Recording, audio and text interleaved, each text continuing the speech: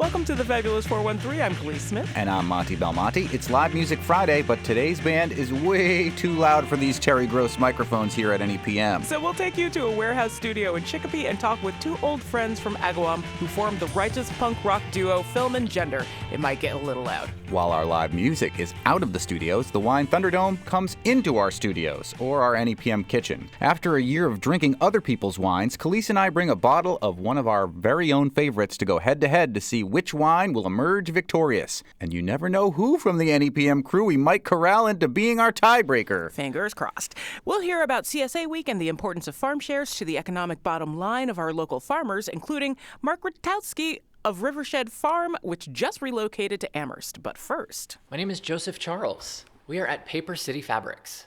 It's gorgeous in here. Yes. Before we talk about the bones of the building and the history about it, let's talk about the mission of Paper City Fabrics. Sure. So Paper City Fabrics is a thrift store of fabric where everything, no matter what it is $4 a yard. Now, this sounds familiar. I live in Turner's Falls, and for years, one of my neighbors has a shop that sells fabric for $4 a yard. They've even helped me create the March for the Food Bank outfits I have worn, including my weird Barbie dress that I wore for the last March for the Food Bank. With Alex, yes. Yeah. Alex of formerly Buckingham Rabbits Vintage. May it rest in peace. Yes, love that so, place. Tell me about this shared mission and vision. Yeah, so it is sort of a mission moving its way across the country, I think. Catherine Greenwood Swanson started Swanson's Fabrics, and my partner Jeffrey and I went in there one day, and she was like, "Who are you?" I was like, "Who are you?" And she said, "You should do this in Holyoke." But why? Because you recognize something. I did. So Catherine had a bunch of fabrics from various Broadway shows, and I was like, "Where'd you get that?" And she was like, "How do you know what that is?" And we sort of forged a friendship, and she's been wonderful throughout this whole thing. But you knew what it was because... I was going to say, why did you recognize the fabric from Well, I'm from New York City, and so I had worked with some of the people that were in those Broadway shows, and so I recognized the fabric from their costumes. I think that's a great origin story. And so that was how long ago to now you have a brick and mortar here on High Street in Holyoke? That was, oh my goodness, how long ago was the pandemic? 2 years ago? 100. 3, 4. Well, Well, Isn't that weird what that does to your brain? Yes, I don't remember. It was during the pandemic. And we have been renovating this shop for the past year. We were selling online for a year prior to that. so where are your fabrics coming from? All over. Everything is donated, so we get stuff from Broadway, from movie sets, from home sewers, upholstery shops, people who have retired, everywhere. Show us some of the stuff that's from Broadway or movie sets. That might be fun. Well, so I can't tell you what movie they're from, but most of this fabric came from a movie that filmed in Boston, and all of the fabrics got held up in customs, and they couldn't use it. So they were like, "Hey, do you want it?" And so we really lucked out. I want to ask how things get held up in customs, but having sent things abroad, never mind. It was during the pandemic, Yeah. so Some container ships stuck in the Yes. Suez Canal. This one I'm fascinated by because there's just so many sequins. This is the first one I came over and touched right away when I came in. Yeah, it's it black great? with all these sequins of silver and Yeah. turquoise. So that actually came from my dear friend Rob Donegan, who was a famous evening wear designer in the area who passed away last year. And so his family was kind enough to say, "Hey, do you want all his sewing stuff?" So when we open our sewing school, all of his machines and his notions and stuff will be back there for people to learn how to sew. The sewing school is not yet up and running, but tell us about that vision. Yeah, so in the spring, we will have sewing classes. We're going to start with beginner sewing for children and then work our way up from there. Is it going to be in the afternoon or weekends? Do you know when you're going to have availability for it? It'll probably definitely be after school and weekends. We haven't quite figured out yet. We have a list of people who are interested, and we're sort of working with them to see what they're the most interested in doing, what works with school schedules and things like that. Are you, as a part of having kind of public machines, going to have like open sessions for people to just like drop in with projects and like maybe get advice when they're having problems with sergers? Am I talking about myself? Maybe. It's good to ask questions. Yes. Sergers are hard to deal with sometimes, and they're unforgiving because they cut your fabric while you're sewing. What are sergers? They deal with stretchy material. You have 4 needles, and they build kind of a knitted edge to things, and it works better with knitted fabrics at holding it together and having the fabric hold its shape. Yes, so we definitely will have open sewing. We're hoping to have all sorts of events and workshops, more specific workshops like advanced quilting or tailoring, things like that. Again, Boning work for the drag community. Yes, that's more my area of expertise, costume design, gowns, things like that. Once we get the space finished and opened, we'll be able to kind of figure out the schedule and where things are going to fall. We're with Joseph at Paper City Fabrics. Not all of the fabric is paper. In this gorgeous building on High Street. Tell us about the history of this building. I mean, we're standing on these incredible tile floors right now. Yeah, so this building was built in the 1890s. It was originally a hotel. The hotel was gutted in 1920, and it was turned into a lunch counter. And that is basically what remains today, the floor, the ceiling, the woodwork. And it was all sort of covered in gray when we rented the spot. This was a law office for a few years. As we took up the tile, we found the original floor, and so my partner and I scraped every inch of it by hand, and that was a task. A lot of love, and we're so glad we've done it. It's gorgeous, and to put a floor down like this, we wouldn't have been able to do it. You know, it was sort of the find of the century, really, for us. And there's other remnants too. You showed me a marble staircase back there. Yeah, so downstairs is all the original bathrooms and workrooms for, I guess, what was the kitchen. And Oh, look at your old singer up there.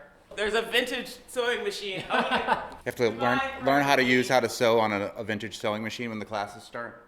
we'll see. You've also got patterns and other types of fabrics here too, right? Yeah, so we have all sorts of patterns, notions. We have a little bit of yarn, trim, really whatever someone who sews would need. And it's all super affordable. You're a relatively new store here in Holyoke. Tell us what the relationship to the community has been like so far. We have had the most wonderful response from the community. Here on High Street, we are working to help build up small businesses and encourage small businesses to open here. A lot of people that have come down and said, oh, I remember when all of the shopping used to be on High Street before the mall opened. We love the mall, but you know, small businesses are really important, especially in a city like Holyoke. You and your partner are doing this endeavor together. It started online, now it's brick and mortar. What were you both doing before you decided to get into the world of thrifted fabric and the trash-rich empire that Catherine Greenwood Swanson from Swanson's Fabrics in Turner's Falls likes to talk about? Trash-rich empire? Yeah, she has a tattoo that says trash-rich on her knuckles. Both were living in New York City. I was working in fashion and costume design, costuming musicals all over New York City. He was working in marketing at Condé Nast. And we both kind of came home one day and we were like, are you tired? I'm tired. Let's move out of the city. And he is still working in marketing. I took a little hiatus to do this, and I have sort of been the creative brain behind the whole thing for the past few years. And he has been my loving support doing all the math and paperwork that I just can't do. Sewing has its own math. It's a lot of fractions. Yes. And then hope. I say a pair of scissors and a prayer. Yes. Well, speaking of hope and prayer, the Victory Theater could be a touring Broadway-style theater. Is that something that the future of Paper City Fabrics, with your background in costume design, might want to be involved with? So I am a huge supporter of Don Sanders and the Victory Theater project. I helped plan a fundraising bar crawl two Christmases ago.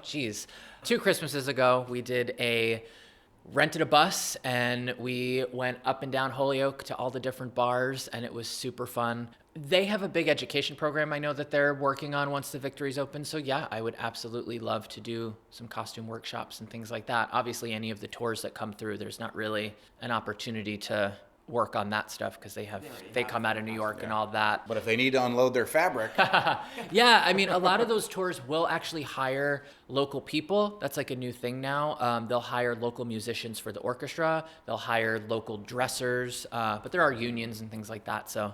But if, like, say, a theater company wanted advice or direction on a production that was coming up, would you be available to like help or consult? Absolutely, yeah. So I'm actually now doing the costumes for the musical over at Holyoke High School. I can't tell you what the musical is yet because it hasn't been announced, but it's going to be super exciting. So I'm designing the costumes for that. I did it last year. We did West Side Story, and it was super fun. And so yeah, I'm always around to costume a show if anybody's looking for a costume designer. What if somebody needed a costume, say, for a food bank march, and another trash-rich person has created those things in the past, but that's in Franklin County where the march ends, and maybe Hampden County where the march begins. Maybe you get like a Hampden County costume from a Hampden County costume designer and a Franklin County from a Franklin County. I don't know that I could compete with the work that Catherine and Alex have done because they're pretty fabulous, but I'm always up for a challenge. So I have ideas already, which is earlier than usual for me.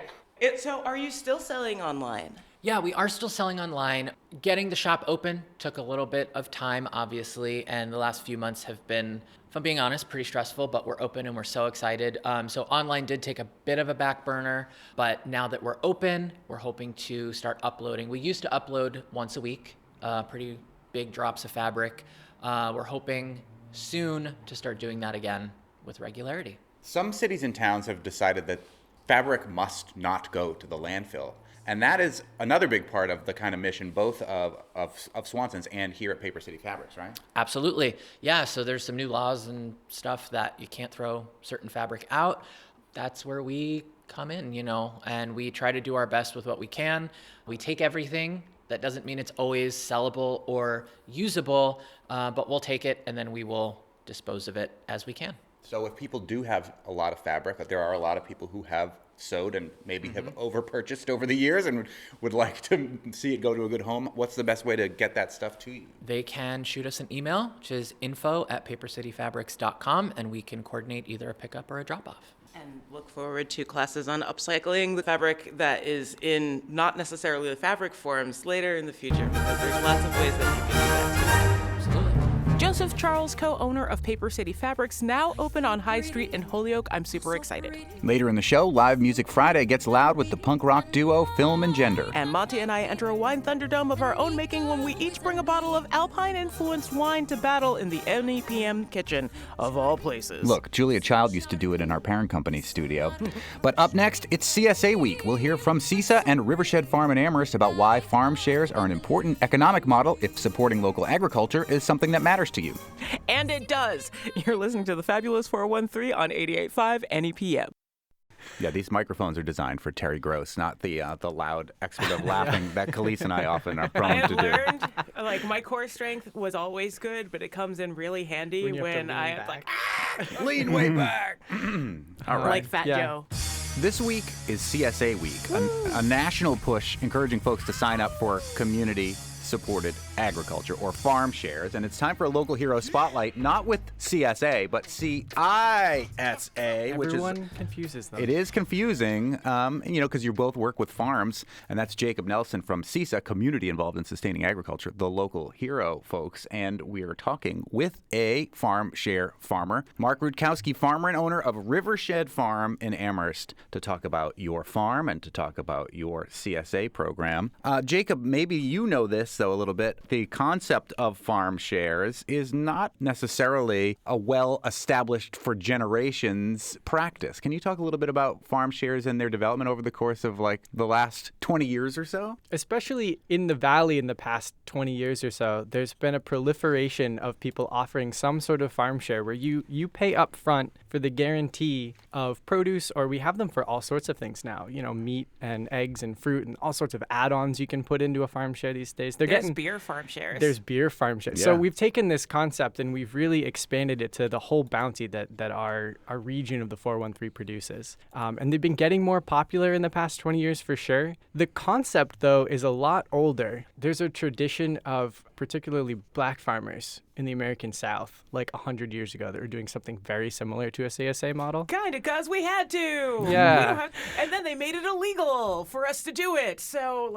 yes. So that's more than I know about, but I do know that that's important to talk about when we're talking about the heritage of this model of paying up front to support farmers so that they can do their work with a little bit less financial anxiety and giving ourselves the present of knowing that we're going to have fresh produce all summer long. Or knowing that you're taking a shared risk with the farmer when the produce isn't to the level that it's at. So it really becomes an investment. And you could think of an investment like a speculative investment in Wall Street and decide you're going to hope that someday there'll be a return on your investment, but may lose the bank. Or you could decide you're going to invest in local agriculture and your local farmers, and you share that risk. Now, I'm going to go out on a limb here, Mark, with a farm called Rivershed Farm in Amherst. With the wet season last year, maybe it was not an ideal growing season for you, or maybe I'm wrong. Yeah, it was a difficult season for us. It was our first season in Amherst. It was your first season last year? Our first season in that particular location in Amherst. At Amethyst Farm. Yes, that's right. We did have crop loss due to the heavy rains we experienced. Where was your farm before it was nestled within Amethyst Farm? Rivershed Farm actually began in Beverly, Massachusetts in 2019. We were part of the Tufts New Entry for Sustainable Agriculture Incubator Farm program. So we were in Beverly for 3 seasons.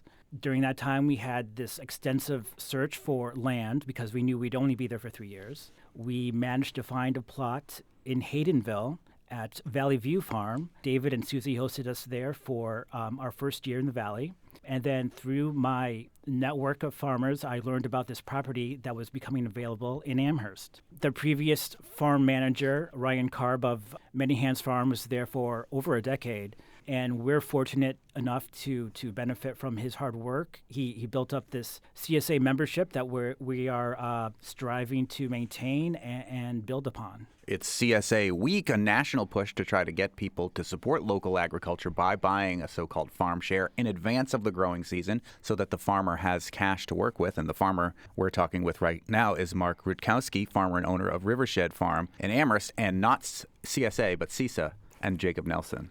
I'm just going to add to the confusion that's already existed for as long as I've known your organization. That's why I always call you the local hero, folks. Yeah, welcome to the acronym soup that is working in the nonprofit world. We don't know anything about that working here at NEPM. WFCR, NEPR. What are we? Who are we? Maybe instead of talking about the acronym soup, we could talk about some of the great vegetables and other things that you're growing at the farm there that could end up in some delicious soup if you were a CSA member. Nice segue, Jacob. Sure. Nice segue. Yeah, we grow a wide variety of vegetables, many different varieties of tomatoes, cucumbers, peppers, turnips, radishes, leafy greens, spinach, salad mix. My wife, Shauna, also grows about an acre of cut flowers. Are there any other difficulties that you faced or things that were easier being on the coast as opposed to being here and farming? I don't know, because the Valley is such a rich agricultural community, more so than in the Boston area, I found. I find it, there's a lot more support, and it's just a great place to be farming. So there's so many more farms around you that if something goes wrong, you have more people that you can go and call on their wisdom? Right, absolutely. Better support network. Yeah, there you go. There That's we good go. stuff. That's Mark Rutkowski, the farmer and owner of Rivershed Farm in Amherst. We're talking about farm shares and CSAs this farm CSA week. Tell me about your farm share, Mark. Well, we heard a lot of feedback from our customers that they wanted to have a greater connection to the farm. So we are going to try something new and allow them to harvest a certain percentage of their CSA every week. So they can go out into the field and pick tomatoes and pick cucumbers, blackberries, raspberries, strawberries, and add that as part of their CSA share. That's amazing because they're paying you to work your fields. That's right. But pick your own is like a really fun part of CSAs when it's available. Yes. We were shocked when we heard that people were willing to pick their own piece. It's so labor intensive. Yeah, we're going to try this out, and we're expecting a lot of success with it. How do you talk about the reasons why someone might want to join any CSA, but yours in particular? If they want to be immersed in nature, if they want to have a closer connection to where their food is being grown, and if they want to participate in harvesting that food, they should really check out Rivershed Farm. You're one of the farms in the area. Not everybody has both a summer and fall and a winter share. This is the first time we've done a winter share. It's a lot smaller. We had fewer people sign up for it. It's important that people understand that in order for us to have a winter share, like that begins now. That begins now in February. Those squashes are going to be little seedlings now. Our CSA members won't receive them until the winter, but that all begins right now. So if we have a bad season, there are downstream effects for the winter share. Jacob Nelson from CISA, the local hero folks, who have lots of access to farms that have CSAs. You must hear feedback from other farmers about the importance of farm shares, and this, again, is sort of a national agricultural push to encourage people when they might not be thinking about the growing season in February to think about it. Tell us some of the feedback that you and CISA hear from the other farms in our area. We often hear from other farms in the area is that CSAs are a really important part of their business and what they do. There's a handful of farms that it's all that they do. Everything that their farm is about is growing food for their farm share members. Oftentimes it's fit into other ways that they're getting their food and flowers and fiber out to people, whether they're selling retail at a farm stand right on site to anybody, whether they're selling wholesale to a local grocery store or a co-op or something like that. There is such a support from the community for local farms and such an interest in being directly engaged with the people that grow their food that a lot of farms do have really, really strong CSA programs and membership that can do what that model is designed and really support them through the season. Ryan Karb and Many Hands Farm stopped farming at that land on Amethyst Farm in Amherst, which is a mouthful to say, I will acknowledge. And a lot of those members maybe didn't know you more than a year ago, but have followed the farmer tied to that land and are now enjoying produce grown by you and Shauna. And I wonder, is there anything interesting to share about what that relationship was like? Yeah, we were really fortunate that Ryan had built up a lot of goodwill in our neighborhood, and we were able to take on a lot of his CSA members, and they welcomed us with open arms. I guess I'm a little bit used to always being the new farmer in town since we've moved the farm around so many times. It's nice to be able to look ahead and realize, I think we'll be here 5 years from now. Yeah, I don't think we get to talk to many people who are like, so we packed up the farm and moved it to X place. Packed up the farm and we moved from Beverly, Mass, that is. I don't know how none of us saw that I would coming. like to invest in the Black Gold Texas tea farm share. I just saw Killers of the Flower Moon, We're trying so forget to it. divest from those sorts of things. Ixnay on the Black Gold, eh? Yeah. Also, your CSA runs, I'm looking at the dates for it. It runs relatively late. 26 weeks. Yeah, that is a really long It's a half share. year of vegetables. It's a long year, but we just took a look at what other farms are doing. We wanted to, what's a nice way to say compete? We wanted to be players in the valley as a farm. We heard from members this is what they're expecting: a full spring, summer, and fall of vegetables. And then, it's a short month before the winter share starts up again. Our hope is that eventually we'll be able to offer 12 months of vegetables with little or no interruption. Wow. It is an investment that you make up front as a CSA member into a farm. I wish that more often when we talked about farm shares, we talked about ways that they can be paid for and made affordable, because there are a lot of CSA farm shares in the valley that you can buy using your SNAP benefits or even using HIP, the Healthy Incentives Program. There's also a couple different, my health insurance company at least, offers a reimbursement that can be spent on health and wellness things. It includes a CSA farm share, which is pretty cool. And there's at least one local bank that offers a zero interest farm share loan. We also accept SNAP benefits at Rivershed. That's great. Yeah. See? It's CSA Week. It's put on nationally by the National Resource for Local Farms. But CISA are our local hero folks, talking about farm shares week in and week out and all of our beautiful bounty here in the 413. And if you're looking for a farm share, there are some available at Rivershed Farm in Amherst with the new-ish to Amherst specialty farmer, Mark Rutkowski, and his wife, Shauna. Thank you both so much. Thanks for having us. Thank you all. Up next, the Wine Thunderdome comes to the NEPM kitchen when Monty and I each pit an Alpine wine against each other to see which one rules the day. And later in the show, Live Music Friday leaves the NEPM studios for a rehearsal space in Chicopee with the punk rock duo Film and Gender. You're listening to the Fabulous 413 on 88.5 NEPM.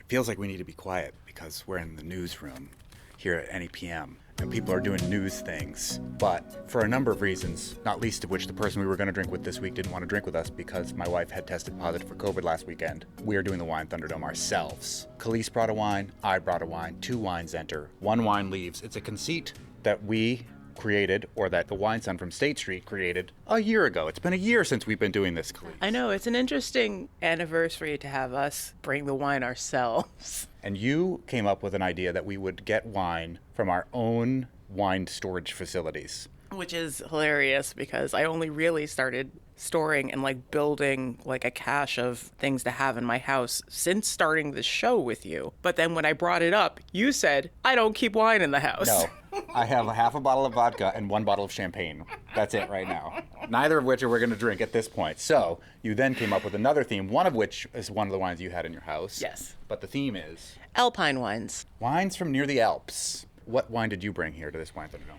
I brought le, well, how do you say 13 in French? 1, 2, 3, 4, 5, 6, 7, 8, 9. 9, 10, 11, 12, 13. Les 13 lunes, which is from the French Alpine region, Le Coeur de Goget. Mm-hmm. And what grape is this? Do we know? It is 50% Gamay and 50% Mondouse. Mondouse. My favorite grape to say. And Gamay, one of my least favorite grapes. 2 strawberry E.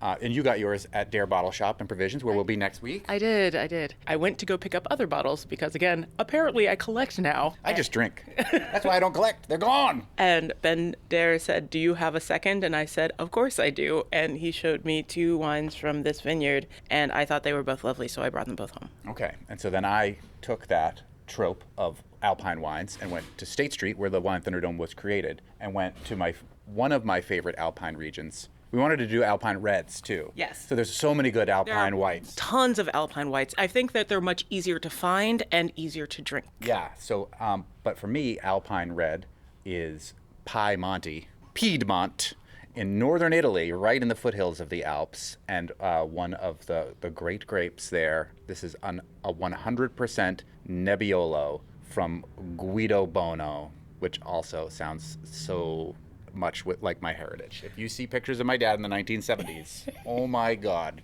talk about Guido. Chains, large toupee, giant mustache, all of it. I also think really funny about this and us bringing these 2 wines is that I don't think we could have picked more stereotypical for our taste wines to bring to taste with each other. Now, classical NEPM's John Nowacki was sniffing the bottles which we started to open. He loved the smell of yours, and he hated the smell of mine. Whether we can get him to come and taste this at all is up in the air, as is, I know Kari and Jiri's over there working, and he's a wine guy, but he's such a diligent news reporter that he doesn't even want to sip and spit. Which one do you want to drink first? Let's drink yours first. Okay. Well, mine's going to be softer. I think so, too. Yours is going to have a lot more structure to it. So maybe we start with mine, I guess, in that case, so it doesn't get beat up on the palate by yours. 50% Gamay and 50% Mondouse. Yes. Do you know about Mondouse? Oh, as a grape? No. As a grape? Yeah. I know Gamay is the grape of Beaujolais, and especially if you drink Beaujolais Nouveau, is often over-the-top strawberry bubblegum fruity, which is kind of why I don't like Gamay, but I have had so many good Cru Beaujolais, Beaujolais Village, where that Gamay grape is much less fruity bubblegum and much more reserved, refined, the way I like it. I mean, there's a little bit of that high sweet fruit in this, but I get flowers. I still get flowers. And that's what drew you to it in the first place. Mm-hmm. It's light in color. It is light Not in unlike color. a Pinot Noir. No. Uh-oh, our intern Sinai just walked in on us drinking. And then, gotta do what you gotta do. Don't blow the whistle on us, Sinai. What do we got here? Oh, we don't even know if you're of legal age. You're in 22. college. I'm 22. Sure, let's see some ID.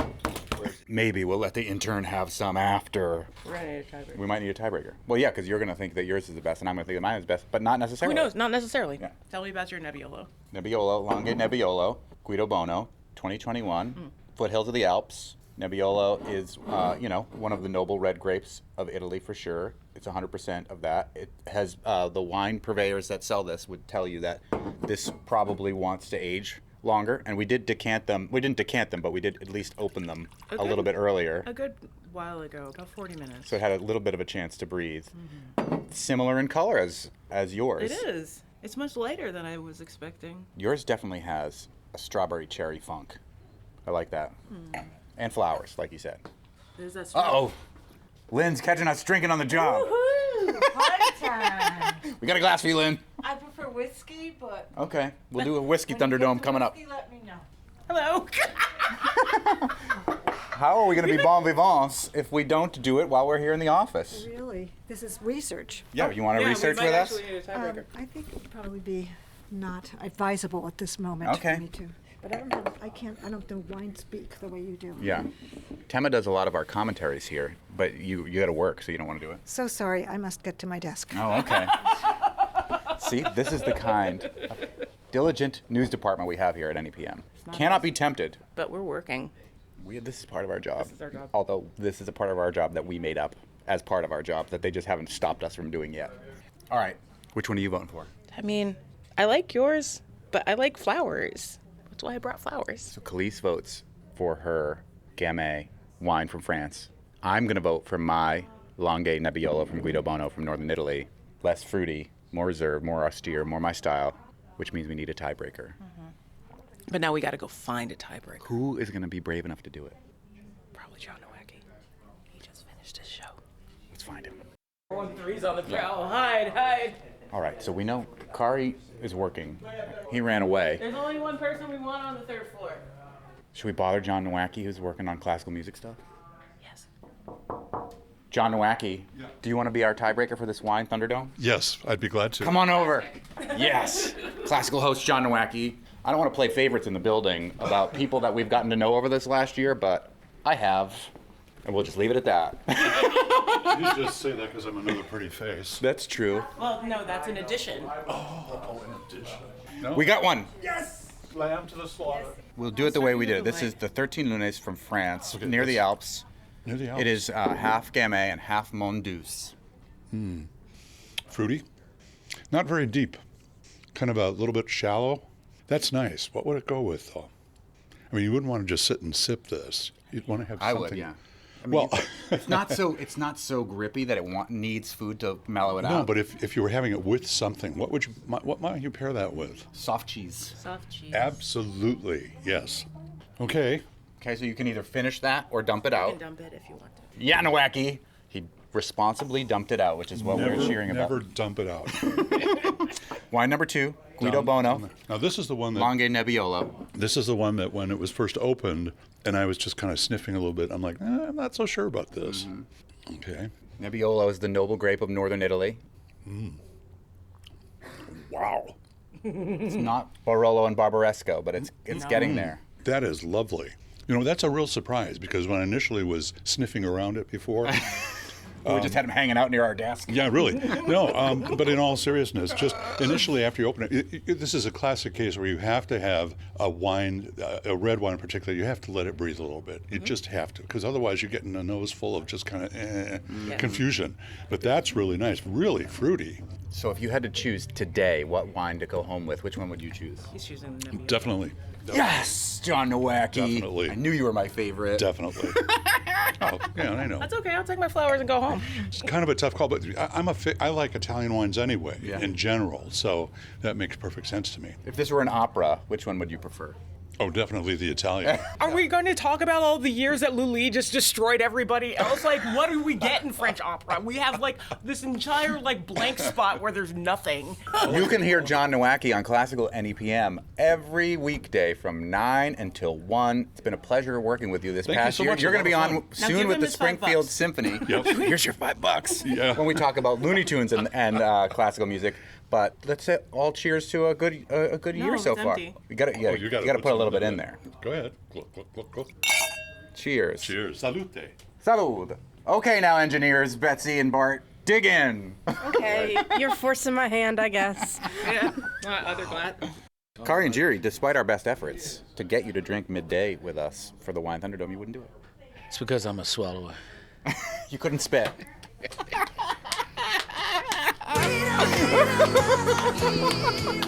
It's Live Music Friday, and this one is gonna get loud, real loud. So we're leaving the NEPM studios to visit the band Film and Gender at their rehearsal space in Chicopee.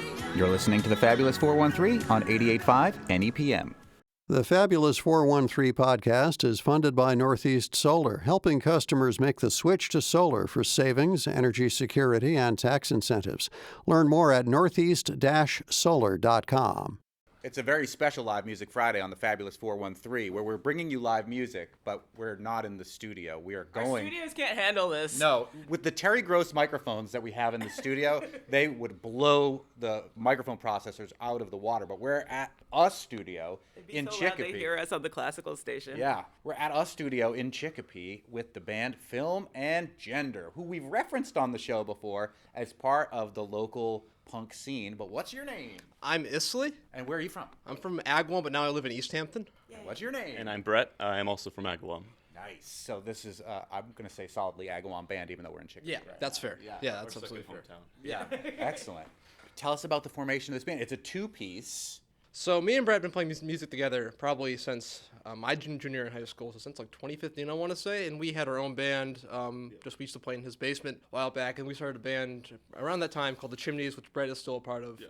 And then I left that band a couple of years ago, and then COVID hit, and that kind of reset everything in the music scene locally, but just us personally. And then once we both got vaccinated, as a way to kind of do something together, because we're best friends, we just came to this space, which Brett's band practiced at the time, still does. I only knew how to play bass. Brett had always knew how to play drums, but never had really did on a serious project. Drums is it was my second instrument. I'm usually a guitarist, but I wanted to kind of experiment with something new, and it was a good way to do it. With just bass and drums, it's definitely a unique.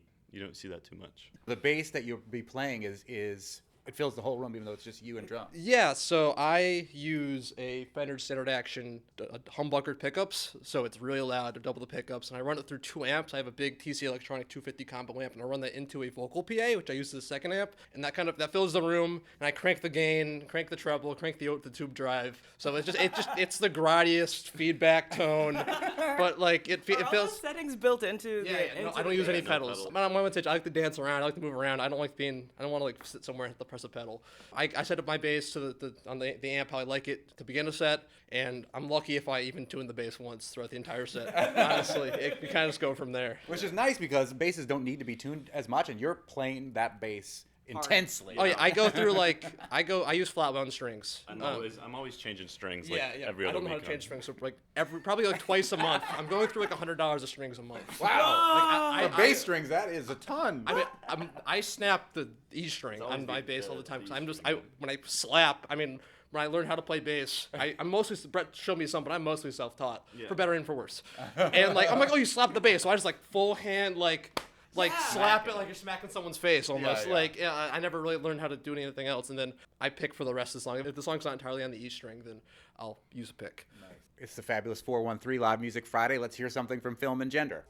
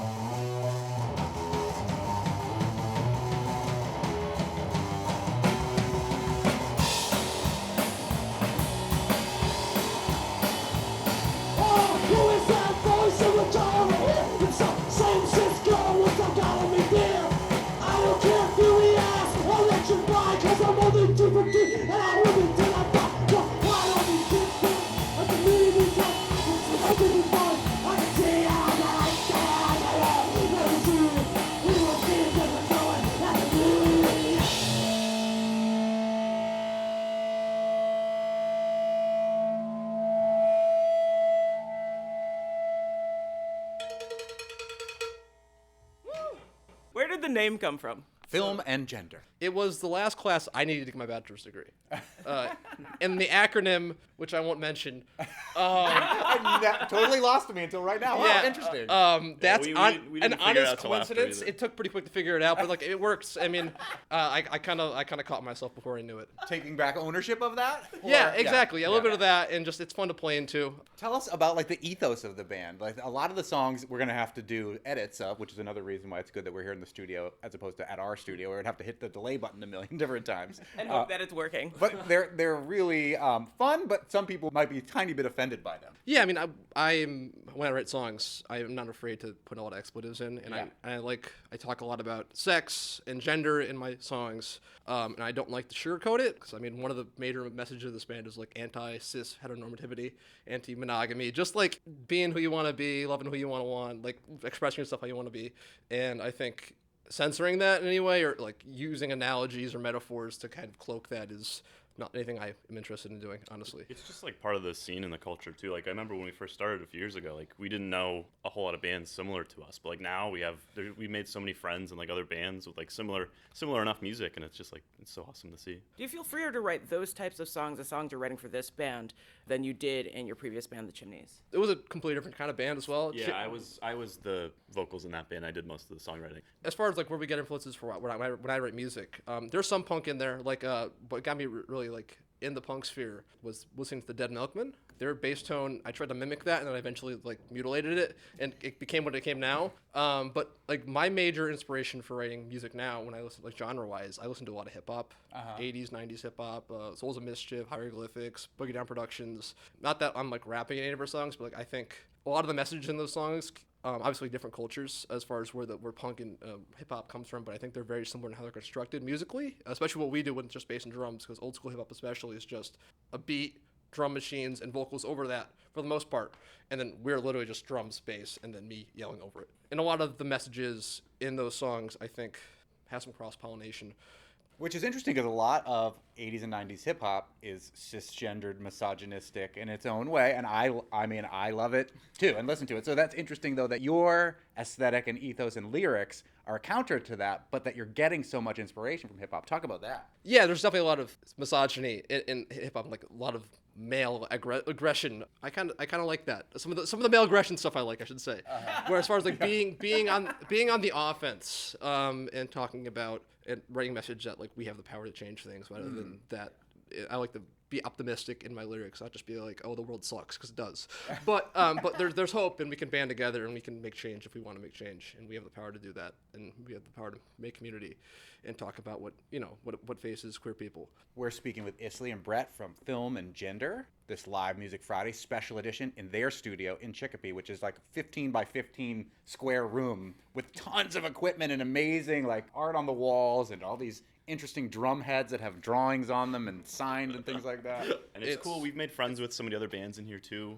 Some cool guys who've actually played shows with some of them. So it's cool that there's kind of a whole lot of music going on in this small section of this building. Yeah, like not where you think it would be, but there's like probably between all the spaces, somewhere around 20 bands of all sorts of music, making music and practicing music. And we discovered earlier has been for about like 15-ish years because I have played here. That's great, and I mean, in the grand scale of things, it's pretty cheap and it's a pretty secure area. Bars, rehearsal spaces, we're pretty lucky to be in here. Talk about the greater, I guess, punk rock musical community. You do a lot of shows at 10 Forward and Greenfield and places like that, but there's an underground scene too. Yeah, of course, whether it's Western Mass or Providence or Boston where we're playing, there's DIY venues that are in basements. We played in churches and living rooms, in attics. An attic was a good one. Yeah, in libraries. But that's where I feel that the punk scene's at its most pure to me, because it's everyone, $5 to get in. I love being eye level with people. I don't like being on a big stage, especially like this is intimate music. I want to be looking in people's eyes, and I like to go into the crowd when I'm playing, and I don't want that big stage separating me. And I think those kind of spaces are much more less intimidating and more inclusive to people in the area. I mean, there's a lot of, actually, we have all the colleges around here, and those definitely fuel the Western Mass music scene. UMass Amherst and Smith, to be specific, there's a lot going on in Amherst and Hadley and Northampton, fueled by all the great, like legitimately great bands that are getting put together by people our age and younger, in their late teens, early 20s. And in the DIY scene, it doesn't matter if If you're a musician, you're someone who's booking shows, you're someone who's running door, or if you're just attending, like those are all really, really important aspects. Like, if people didn't come out to shows, we'd be playing in front of nobody. It's all every person has their part in the scene. It's also like important to feel like that you can go and see a really awesome, very energetic, really well done show for less than like $60. You don't always have to pay you can always see like something really cool, like mad cheap. Yeah, like when I'm putting together shows, I feel bad charging more than $10, honestly. I usually do 10 because I like to pay bands or get bands from other scenes to come out to Western Mass because I think it's important for that cross-pollination. And like I like getting more queer bands, more bands that are led by femme people or people of color out here because we don't have a lot of that, unfortunately. And like right here, we don't have enough. We don't have enough. Yeah, and like we need to make enough money when we're playing a show to at least make sure these bands are making gas money at least. So we need to charge something. I would charge nothing if I could, honestly. It's Live Music Friday, and we're in Chicopee with Film and Gender. Let's hear something else.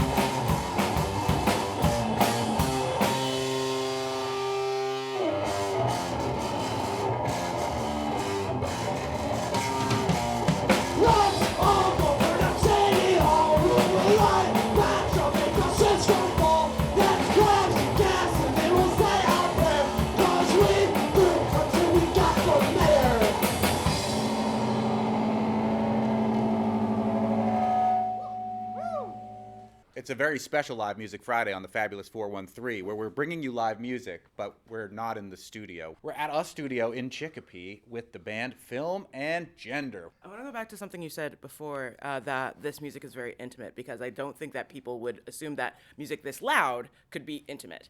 Like, I get it, but could you get into that just a little bit? The intimacy in the music, I think, is from the community it attracts, almost, because the punk music scene is, full of queer people, as I said before, like aren't a part of our normal hegemony, and that vulnerability you need in the pit or just at a show makes for a lot of personal connections and a lot of trust, especially. If people are dancing and marching around, like I said, people might get hit, but everyone has trust that hey, if I hit someone, if I get hit, I'm gonna pick them up, I'm gonna get picked up. For musician audience, being eye level is really important because it puts you on an equal playing field. The best shows are like ping pong matches where we give them some energy, they throw it back even harder, we throw it back even harder, and it's just like a car crash until the end. It's excellent. It's beautiful. It's a huge adrenaline rush, and it's like what I live for almost. Film and Gender performs tonight in Northampton and has a bunch of other shows lined up for the spring. Check out their Instagram page for more details of where you can get your genderqueer punk on with them. Next week on the Fabulous 413, we'll hear about defining a healthy democracy through the prism of language with Amherst College's Professor Ilan Stabans. We'll learn about the intersection of the environment, health, and race with UMass Amherst Professor Malcolm Sen. We'll hear some of the history of the raid on Deerfield and commemorate commemorate to the day the 320th anniversary of the Deerfield Massacre. And live music with Valley Band Eavesdrop playing Holyoke next weekend. Thanks to our tireless Fabulous 413 team. We'll see you Monday on the Fabulous 413. Have a good weekend!